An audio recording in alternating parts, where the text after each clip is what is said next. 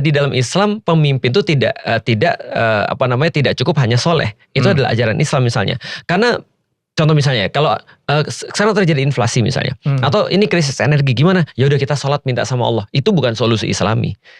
Tapi yang dipahami di Indonesia Islam adalah begitu.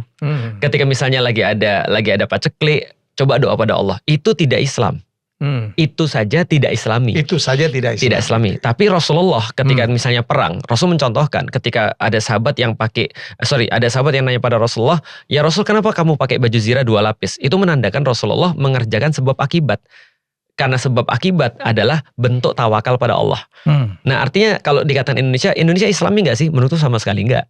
Contoh ya misalnya, apakah Indonesia tawakal? Ya kita lihat dulu nih misalnya. Kalau misalnya dikatakan Indonesia tawakal, sebab akibatnya dikerjain atau enggak? Misal contoh, ada pesantren runtuh nih. Bagaimana cara pandang orang Indonesia? Orang Indonesia bilang takdir.